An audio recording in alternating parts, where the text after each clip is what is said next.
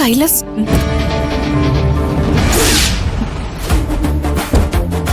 മുക്ത, നിന്റെ കൈലാസ് പോയി ആ കള്ളിയെ കൂട്ടിക്കൊണ്ടു വന്നല്ലോ. നീ പണിപ്പെട്ടതൊക്കെ വെറുതെ ആയെന്നാ തോന്നുന്നേ. പാർവതി, കഴിഞ്ഞതൊക്കെ കഴിഞ്ഞു. അതൊന്നും ഇനി ഓർക്കണ്ട. പ്രത്യേകിച്ച് ഒന്നും സംഭവിച്ചിട്ടില്ല. മനസ്സിലായല്ലോ?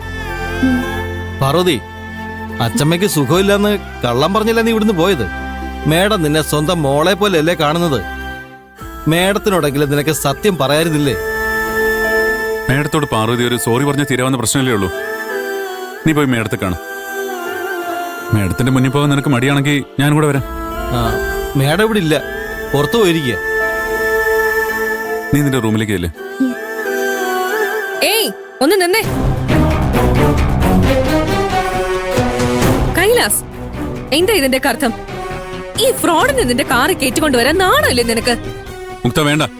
ഇവളുടെ കാര്യത്തിൽ നീ ഇങ്ങനെ അമിത താല്പര്യം കാണിക്കുന്ന എന്തിനാണെന്നാ എനിക്ക് മനസ്സിലാവാത്തെ. ഇതുപോലൊരു പെരും കള്ളിയെ നിന്നോട് നിർത്താനാ ഞാൻ പറഞ്ഞത്. കൈലാസ്, നിന്നിൽ നിന്ന് ഞാനത് പ്രതീക്ഷിച്ചില്ല മുക്ത. ഞാൻ എന്ത് ചെയ്തുന്നാ? നമ്മുടെ ഗാർമെന്റ്സിൽ നിന്ന് ഇവളെ കഴുത്തിന് പിടിച്ച് പുറത്താക്കിയതാണോ ഞാൻ ചെയ്ത കുറ്റം?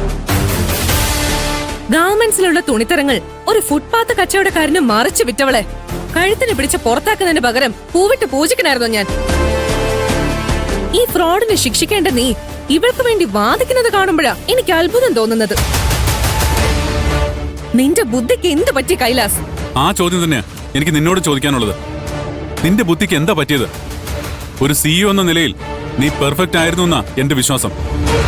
നമ്മുടെ സ്ഥാപനം പ്രോപ്പറായി റൺ ചെയ്യുന്നതിൽ നിന്റെ പങ്ക് ചെറുതൊന്നുമല്ല, സമ്മതിക്കുന്നു. പക്ഷേ പാർവതി കള്ളിയാണെന്ന് ആരോ പറഞ്ഞപ്പോ ഒരു അന്വേഷണം പോലും നടത്താതെ നീ ഇവളെ പുറത്താക്കിയില്ലേ? അതോടെ നിന്നോടുള്ള എന്റെ എല്ലാ മതിപ്പും നഷ്ടപ്പെട്ടു.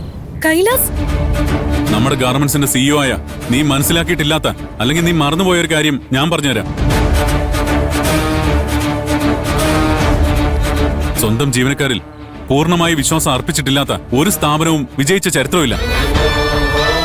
നമ്മുടെ സ്ഥാപനം ഇന്ന് നമ്പർ 1 ആയി നിൽക്കുന്നുണ്ടെങ്കിൽ തൊഴിലാളികളിൽ എന്റെ ഡാഡി അർപ്പിച്ച വിശ്വാസമാണ് അതിന് കാരണം.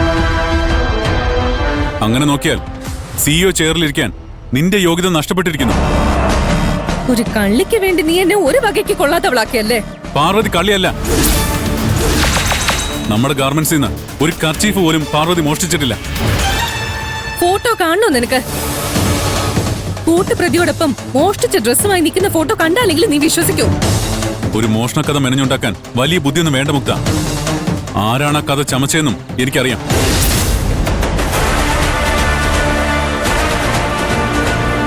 പാർവതി, നീ നിന്റെ റൂമിലേക്ക് ചെല്ല്. നാളെ കാലത്ത് ഞാൻ വരും നിന്നെ പിക്ക് ചെയ്യാൻ. ചെല്ല്.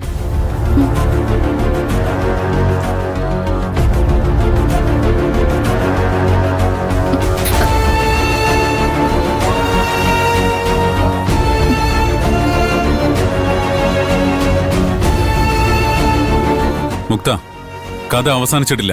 ക്ലൈമാക്സ് ഞാൻ പറയും.